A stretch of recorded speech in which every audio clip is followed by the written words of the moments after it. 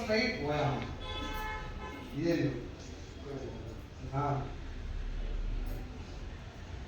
నా రైటింగ్ చాలా బాగుంటుంది, భయపడదు. మా తెలుగు సార్ తప్పు రాజుగారు, నేను తెలుగు సార్ పీరియడ్గా పోకపోయినా సరిగ్గా నేర్పించలేదు. అర్థం కాలే. ఏంటి బిజినెస్ పేరు? నాకు మాట చెప్పండి. రియల్ ఎస్టేట్ అనే బిజినెస్ ఏందో ముందు తెలవాలా? శ్రీరామ్ రియల్ ఎస్టేట్స్ కంపెనీ ఎంత గొప్పదో తెలవాలి. ముందు రియల్ ఎస్టేట్ ఏందో తెలిసినాక ఏ కంపెనీ మంచిదో తెలుసుకోవాలి. ఇప్పుడు మనకి వెస్టీజ్ గొప్పదా మంచిదా మామూలుదా అర్థం కావాలంటే అసలు డైరెక్ట్ సెల్లింగ్ బిజినెస్ ఏందో తెలవాలి. ఇప్పుడు మెజారిటీ 198 మంది చేసే పెద్ద మిస్టేక్ ఏంటంటే వెస్టీజ్ కంపెనీలో జాయిన్ కావాలి, ప్రొడక్ట్ కొనుక్కోవాలి, 10 మంది కొనుక్కోవాలి. నేను సబ్బు రుద్దుకోవాలి, ఇంకొంత రుద్దుకోవాలి, 10 రోజులు అది అడుగుతాడు సింపుల్ గా. నీ దగ్గర సబ్బు ఎందుకు కొనాలి అంతే.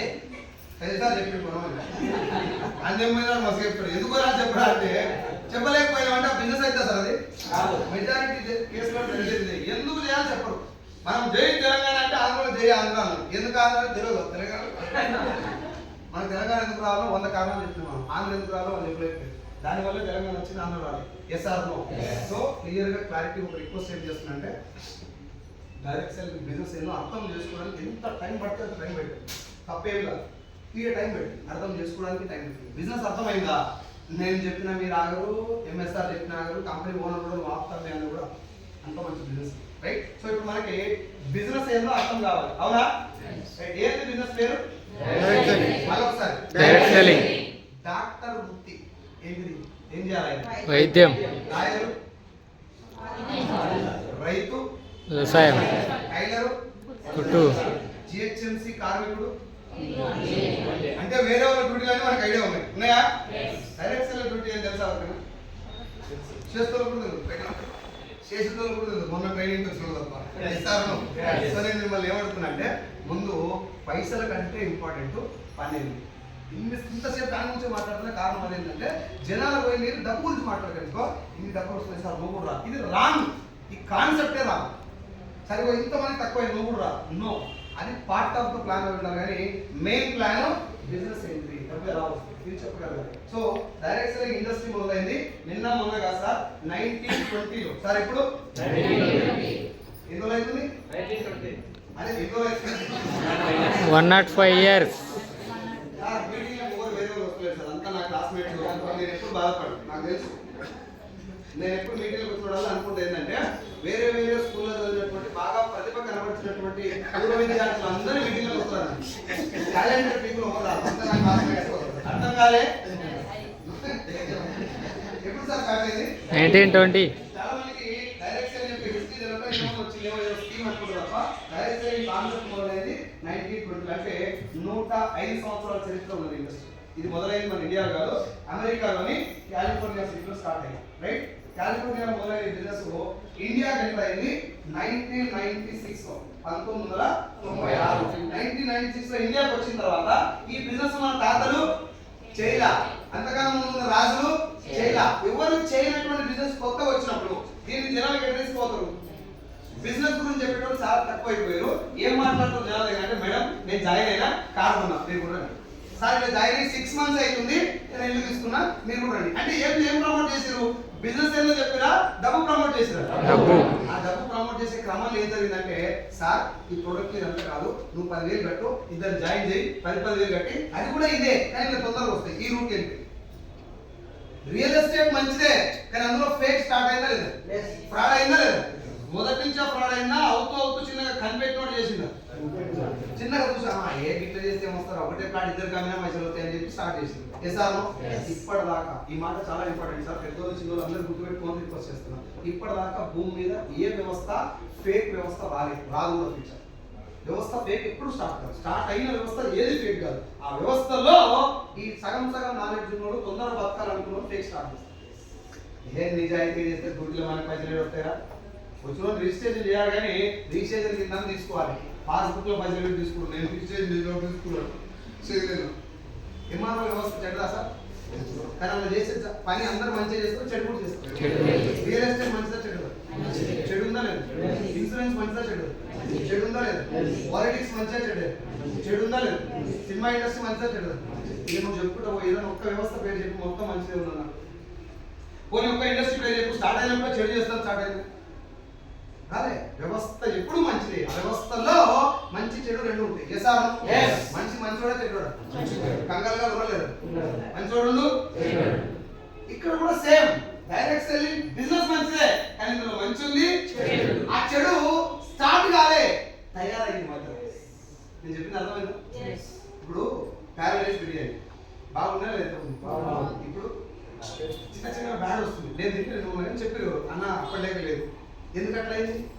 అది స్టార్ట్ అయింది, జనాలకు కల్తీ ప్రోడక్ట్ పెట్టడం స్టార్ట్ కాలే, మంచిదే మొదలు పెట్టి మంచి చేయాలని స్టార్ట్ చేసి, కానీ గిట్ల చేస్తే మనకేం వస్తారా అని ఎవడో చెప్పుకుంటాడు మధ్యలో, అందుకే చిన్న గిట్ల చేయడం మొదలు. ఏ వ్యవస్థ చెడు చేయడం కోసం రాదు. ఒకవేళ చెడు చేయడం కోసం వ్యవస్థ మొదలైతే అది దాన్ని ఆదిలోనే చూసేస్తాం. మంచి కోసం మొదలైన వ్యవస్థలో కష్టపడడానికి ఇష్టపడినటువంటి చాలా మంది, షార్ట్ కట్ లో ఎదగాలనుకున్నటువంటి చాలా మంది దీన్ని షార్ట్ కట్ లో తీసుకెళ్లే క్రమంలో ఇలా మోస్తుంది. కానిస్టేబుల్ జాబ్ మంచిగా చెడు, లంచాలు తీసుకోవడం ఎందుకు? కానిస్టేబుల్ లంచాలు తీసుకోవడం సరిపోక ఆయన ఏమో జనాన్ని మోసం చేయాలని ఉద్దేశించారు, జీతం సరిపోదు, ఏ అండర్ తీసుకోండి నేను తీసుకోలేదు. ఇట్లా స్టార్ట్ అయ్యింది. పోలీస్ వ్యవస్థ మీద ఉన్న రెస్పెక్ట్ ఈ స్టార్ట్ చేయడం వల్ల ఖరాబ్ అయింది.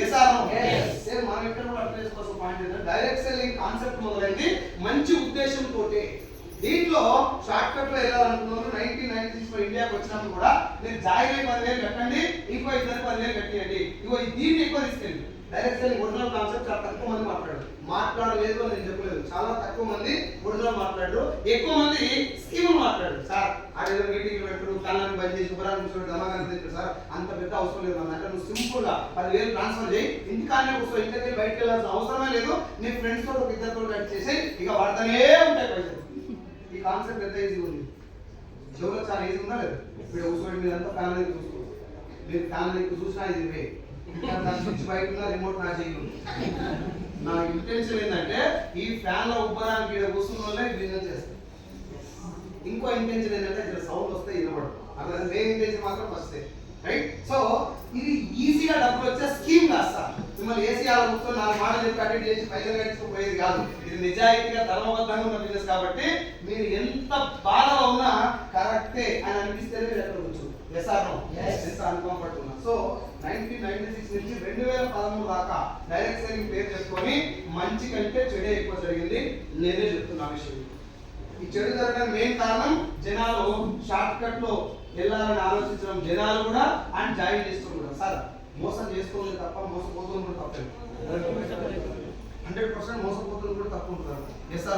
ఇప్పుడు నేను వచ్చి ఈ మేడం చెప్పినామా చాలా కష్టపడాలి, నిలబడాలి, పోరాడాలి, సంవత్సరం కష్టపడాలి, హోమ్ మీటింగ్ చేయాలి, ట్రైనింగ్ తీసుకోవాలి, ట్రైనింగ్ చేయాలి, ప్రొడక్ట్ నేర్చుకోవాలి, ఇవన్నీ చెప్పి జాయిన్ అయితే కొంచెం సంవత్సరం తర్వాత ఒక 50,000 నుంచి 1,00,000 రూపాయలు తీసుకోవాలి. కష్టం గురించి చెప్పి నిజాయితీ ఉన్న ప్లాన్ చెప్పి నేను వెళ్ళిపోయాను. తర్వాత ఈ మేడం వచ్చి చెప్పింది నువ్వేం కష్టపడాల్సిన అవసరం లేదు, ఇంటికి బయటికి కూడా వెళ్ళొద్దు, గిన్నెలు వండుకోవచ్చు, పిల్లలు మంచిగా చూసుకోవచ్చు, హస్బెండ్ తోటి ఇంకా ఏమంటారు మనం ఫ్యామిలీ తోటే స్పెండ్ చేసుకుంటా, ఇంట్లో కడప దాటి అడుగు బయట పెట్టకుండా కూడా వారం 2 వేలు సంపాదించుకోవాలంటే ఒక 10,000 కట్టే చాలు అని చెప్పింది అనుకో. ఇప్పుడు మేడం దేనికి ఎక్కువ మొగ్గు చూపుతుంది? ఆమెనే కాదు, ఆ ప్లేస్ లో మనం ఉన్నా ఇవన్నీ పీకాక్ ఎందుకు 10,000 కట్టే ఇంకే పైసలు వస్తాయి అనిపిస్తే అంతే, దాన్ని అవతల కూడా క్యాష్ చేసుకుంటుంది. అర్థమైంది సార్? అందుకంటే మంచి కంటే చెడు ఎక్కువ జరిగింది. ఎప్పుడైతే 2013లో ఈ జరిగేటటువంటి చెడును ఇండియన్ గవర్నమెంట్ గమనించిందో ప్రపంచ దేశాల్లో ఒరిజినల్ డైరెక్ట్ సెల్లింగ్ ఎలా ఉంది, ఈ స్కీమ్ అన్ని పనిచేసింది. 2013లో మొత్తం బ్యాన్ చేశారు. ఏవి? ఈ జనాన్ని మోసం చేసేటువంటి స్కీమ్ అవేంటో నేను చెప్తాను. ఆయన బ్యాన్ చేశారు. బ్యాన్ చేసిన అదే గవర్నమెంట్ టోటల్ ఇండస్ట్రీ తప్పు ఉంటుంది. ఇండస్ట్రీలో కొన్ని కంపెనీలు తప్పు చేస్తుంది తప్ప టోటల్ ఇండస్ట్రీ తప్పు ఉండదు. మనకు ఒరిజినల్ తెలియక జనాలు కూడా చెప్పక వాళ్ళు మోసపోతున్నారు. అప్పటిదాకా డైరెక్ట్ సెల్లింగ్ ఇండస్ట్రీలో గైడ్ లైన్స్ లేవు, రూల్స్ లేవు, రెగ్యులేషన్స్ లేవు. గట్టిగా మాట్లాడితే గవర్నమెంట్స్ డైరెక్ట్ సెల్లింగ్ అనే ఒక ఇండస్ట్రీ ఉందని కూడా గవర్నమెంట్ తెలియదు. అప్పుడే రామ్ విలాస్ పాస్వాన్ గారి ఆధ్వర్యంలో central government of India consumer affair ministry ద్వారా ఒక కమిటీ వేసి డైరెక్ట్ సెల్లింగ్ గురించి సర్చ్ చేస్తామంటే దాదాపు 8-9 దేశాలు తిరిగి డైరెక్ట్ సెల్లింగ్ ఒరిజినల్ కాన్సెప్ట్ ఏంటి, వేరే దేశాల్లో దీనికి ఇచ్చిన గైడ్ లైన్స్ ఏంటివి, చట్టబద్ధత ఉన్నటువంటి కంపెనీలు ఎలా ఉంటాయి అని తెలుసుకున్నాక 3 సంవత్సరాల తర్వాత 2013లో ఫ్రాడ్ బంద్ చేసి 3 సంవత్సరాల తర్వాత మీకు డేట్ కూడా చెప్తున్నాను. 2016 సెప్టెంబర్ 9వ తారీఖు రోజున పార్లమెంట్ సాక్షిగా 13 పేజీల గైడ్ లైన్స్ ఇచ్చారు. డైరెక్ట్ సెల్లింగ్ స్క్రూటినీ చేసి ఇలా ఉంటది, ఇందులో ఇది మంచి ఇది చెడు అని చెప్పి క్లియర్ గా చెప్పడం కోసం ఇట్లా గైడ్ లైన్స్ ఇచ్చారు. మార్గదర్శకాలు అంటూ తెలుగు రైట్. ఇలా చేయండి బిజినెస్, ఇలా చేయడం వల్ల మీరు నష్టపోయే ఛాన్స్ సిగ్నల్ పడితే ఎల్లో పడితే రెడీ కావాలి, గ్రీన్ పడితే దీని మీనింగ్ ఏంటి? రోడ్డు మీద ఒకటి రావద్దా, వచ్చినా ఒళ్ళు దగ్గర పెట్టుకొని పోమాను. ఎలాంటి రోడ్డు మీద ట్రాఫిక్ రూల్స్ పాటిస్తూ వెళ్ళండి. ఇక్కడ కూడా రూల్స్ పెట్టినందుకు బిజినెస్ చేయొద్దనా, చేసినా ఇలా చేయమని. డైరెక్ట్ సెల్లింగ్ మంచిదే, కానీ ఇలాంటి రూల్స్ పాటించే కంపెనీలో చేయాలి, మీరు మోసపోయే అవకాశం లేదు. నేను మళ్ళీ ఒక మాట చెప్తున్నా, ఇది కూడా పెట్టుకోండి. డైరెక్ట్ సెల్లింగ్ లో ఒక వ్యక్తి మోసపోవటానికి 1,00,000% ఛాన్స్ లేదు. ఉంది అని మీరు నాకు ప్రూవ్ చేస్తే 5 lakhs ఇస్తాను ఆన్ ది స్పాట్. 5 లక్షలు ఇచ్చి నేను బంద్ చేస్తాను. డైరెక్ట్ సెల్లింగ్ లో ఒక వ్యక్తిని మోసం చేయడానికి ఛాన్స్ లేదు కాబట్టి దీనికి గైడ్లైన్స్ ఇచ్చింది గవర్నమెంట్. మోసాల మీద గైడ్లైన్స్ రావు.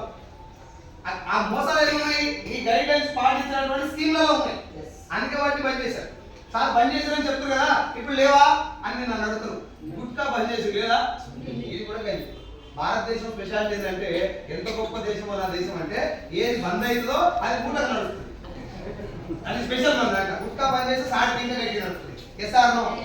మందు దాకా ఏమన్నా ఇచ్చట మూత్రం పోయరాదు అని రాజు అనుకో, దూరానికి ఓహో ఇది భోజనం చెప్పి నేను దేశాన్ని చెప్పలేను, జరిగేటటువంటి విషయాలు చెప్తున్నాను, అర్థం చేసుకున్నాను. సో ఇక్కడ సెప్టెంబర్ 9వ తారీఖు 2016 మొదటిసారి ఇండియన్ గవర్నమెంట్ గైడ్లైన్స్ ఇచ్చింది. అదే ఇండియన్ గవర్నమెంట్ నా ఒక్కడికే లాక్డౌన్ వచ్చిందా ప్రపంచం మొత్తం వచ్చింది సార్? ఇండియాలో కూడా చాలా మంది ఫైనాన్షియల్ ఎఫెక్ట్ అయ్యలేదు. ఆ లాక్డౌన్ ఎత్తేసిన ఇమీడియట్ గా ప్రపంచ వ్యాప్తంగా ఫైనాన్షియల్ గా ఒక్కసారి కుదిపేసినటువంటి ఈ కరోనా తర్వాత భారతదేశంలో చాలా మంది సాఫ్ట్వేర్ ఇంజనీర్లు కూడా రియలైజ్ అయిన విషయం ఏంటంటే, నా ఉద్యోగంలో లైఫ్ ఎప్పుడు ఏ కంపెనీ ఎక్కడ తిరిగేదో లాక్డౌన్ లాంటి ఒక సిచ్యువేషన్ వచ్చిందంటే ₹1,00,000 సంపాదించే జీతగాడు కూడా ఇంట్లో బియ్యం లేక చచ్చిపోయే పొజిషన్. కాబట్టి సెకండ్ ఇన్కమ్ సోర్స్ అనే ఆలోచన లాక్డౌన్ చాలా మందికి వచ్చింది. ఒప్పుకుంటారా? ఆ సెకండ్ ఇన్కమ్ సోర్స్ అనే ఆలోచన వచ్చిన చాలా మంది డైరెక్ట్ సెల్లింగ్ వైపు రావడం స్టార్ట్ చేశారు. అందరూ వచ్చినా నేను చెప్పను, మెజారిటీ జనాలు ఇటువైపు వస్తున్నారు. ఇటువైపు ఎక్కువ జనాలు వస్తున్నారంటే మోసాలు జరుగుతూ తక్కువ. ఇప్పుడు ఇక్కడ జనాలు ఎక్కువ వస్తే ట్రాఫిక్ చేయండి అంటే ఏం చేయాలి? రూల్స్ చిక్కగా పెట్టాలి. ఇటువైపు నరేంద్ర మోడీ వస్తుందని చెప్పారు, ఏం చేస్తారు? ట్రాఫిక్ రూల్స్ చాలా కట్టుదిట్టం చేస్తారు, అన్ని వాహనాలు రాని. ఇక్కడ కూడా జనాలు ఎక్కువ వస్తున్నాయి బిజినెస్ లోకి అని తెలిసినటువంటి గవర్నమెంట్ లాక్డౌన్ ఎత్తేసిన ఇమీడియట్ గా దీనికి రూల్స్ సరిపోవు, మార్గదర్శకాలు సరిపోవు అని చెప్పి ఒక గెజెట్ రిలీజ్ చేశారు. గెజెట్ ఈజ్ ఈక్వల్ టు లా, చట్టం చేస్తారు దీన్ని. Gazette right. ఈ గెజెట్ 2021 డిసెంబర్ 22వ తారీఖున రిలీజ్ చేస్తారు. మీకు గూగుల్లో ఉంటే సెర్చ్ చేసుకోండి, ఇది కూడా ఉంటుంది. ఆ గెజెట్ వచ్చిన తర్వాత చాలా కంపెనీస్ చిన్నగా ఎందుకు జరగడం స్టార్ట్ అయ్యి, ఓహో మనకు బ్యాడ్ టైం స్టార్ట్ అయింది, వెళ్ళిపోవాలని చెప్పి స్కీమ్లన్నీ బంద్ చేయడం స్టార్ట్ చేస్తారు. కొంతమంది ఇప్పటికి కూడా జనాలు ఏం మారుస్తాను, పెద్ద హోటల్లో మీటింగ్ పెట్టి మాది కూడా చట్టపడ్డం ఉందని చెప్పి డబ్బులు వస్తుంది కంపెనీ ఇప్పటికి కూడా. బట్ అక్కడ చెడు జరగడం మన చేతిలో, అందులో పోవడం పోకపోవడం మన చేతిలో. అది పోవాలా పోవద్దని మనకి ఎప్పుడు తెలుస్తుంది? ఒళ్ళు లేదు అర్థం తెలుస్తుంది. అన్న టాకింగ్ అబౌట్ వెస్టేజ్. నేను వెస్టేజ్ ఒకదాని గురించే మాట్లాడుతున్నాను. I'm talking about industry called. ఈ ఇండస్ట్రీ గురించి మీకు అర్థమైతే మన కంపెనీ మంచిదే కాదా మీరే నాకు రైట్. సో ఇప్పుడు 2021లో మొదటిసారి గెజిట్ వచ్చింది. అదే ఇండియన్ గవర్నమెంట్ 2023 జూన్ 21న ఈ గెజిట్ ను మళ్ళీ రివైజ్ చేశారు. ఒకటే లైన్. ఆ లైన్ లో ఏం రాస్తారంటే,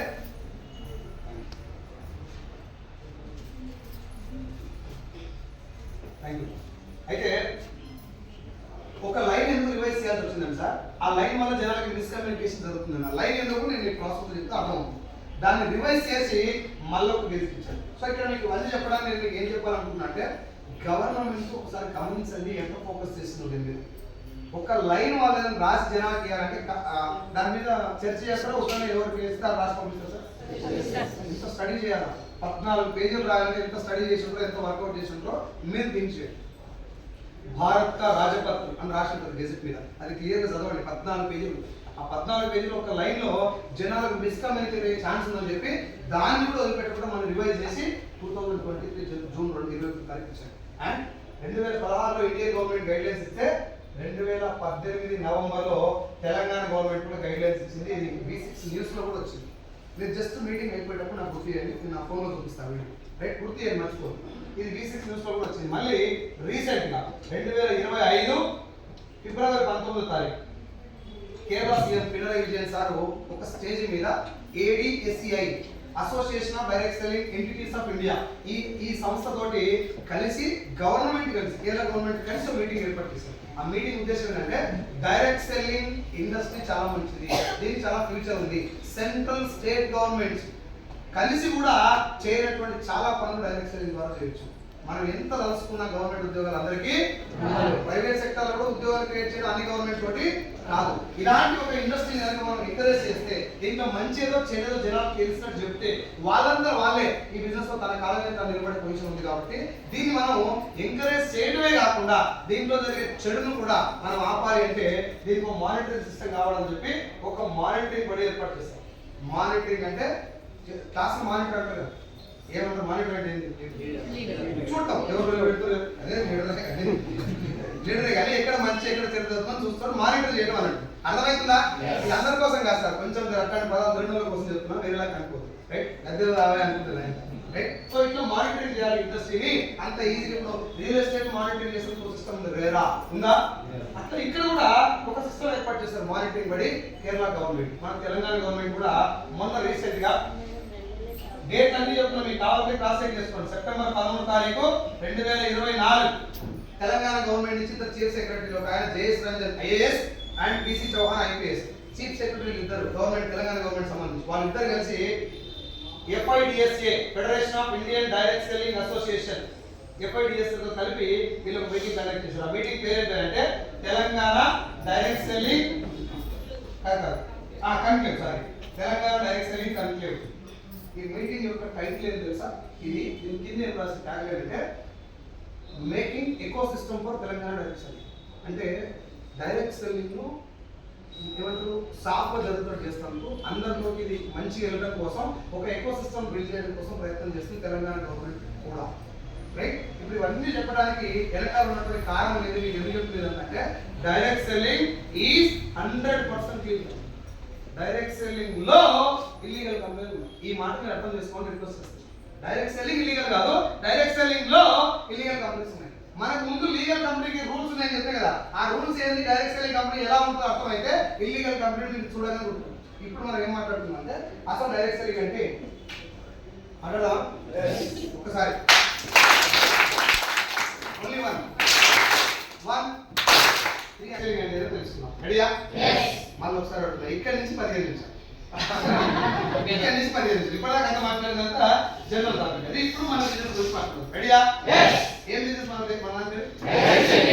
దీన్నే నెట్వర్క్ మార్కెటింగ్ అంటారు, మల్టీ లెవెల్ మార్కెటింగ్ అని కూడా. మల్టీ లెవెల్ మార్కెటింగ్ అనేది అసలు వ్యవస్థ పేరు, ఒరిజినల్ వ్యవస్థ పేరే పేరు మల్టీ లెవెల్ మార్కెటింగ్. అందులో డైరెక్ట్ సెల్లింగ్ అనేది ఒక పార్ట్. మిగతా పార్ట్స్ ఏంటంటే chain system, money circulation, pyramid scheme, Ponzi scheme. ఈ నాలుగింటి గవర్నమెంట్ ప్లాన్ చేసి ఇప్పుడు ఇందులో సేమ్ ఏముంటుందంటే జాయిన్ అవటం, జాయిన్ చేయడం. ఇప్పుడు జనాలు ఏమనుకుంటారు, సార్ నేను మొన్న జాయిన్ అయ్యి ఇలా కూడా జాయిన్ కామంటారు, మళ్ళీ కూడా ఆ డౌట్ వస్తారా? రావాలా రావద్దు? ఎందుకు ఆ డౌట్ వచ్చిందంటే ఆడ జాయిన్ అవటం వేరు, ఈడ జాయిన్ అవటం వేరు అనే విషయం జనాలకి తెలియదు. ఇప్పుడు మనం ఏం చేయాలి? తెలియదు వాడు ఏం చేయాలి? మనం తెలుసుకోవాలా, జనాలు తెలియజెప్పాలి. చెప్తున్నా కదా, ముందు మన పాయింట్ కొట్టుకుందాం. మన పాయింట్ రెండు ఉందని తెలిసినాక వేరే వాళ్ళ పాయింట్ గురించి ఆలోచిద్దాం. చాలా మంది మన ఎదుర్కొని చెప్పే మాట, సార్ నాకు వెస్ట్ అంటే పిచ్చి సార్, కానీ మావాడు ఇంటలేడు కాదు, ఆయనకి ఇంటట్టు నువ్వు చెప్పలేదని ముందు ప్రాబ్లం నా దగ్గర పైసలు అవసరం లేదని దోస్తుంది. తెలంగాణ పోతున్నా కష్టపడతాను నువ్వే చెప్తావు కదా, అంత కష్టపడే ఫ్రెండ్ ఈ బిజినెస్ లో రావద్దని కంగారు చెప్తాను కూడా లేదు కదా. కాబట్టి బిజినెస్ ను మన భాషలో అర్థం చేసుకోవాలంటే సింపుల్ గా మీరు ఇన్వాల్వ్ కావాలి. ఫస్ట్ అయితేరా సంబంధం లేదు ఇంట్లో ఉందా, సరుకు స్నానం చేసుకోవాలి, మాట్లాడాలి.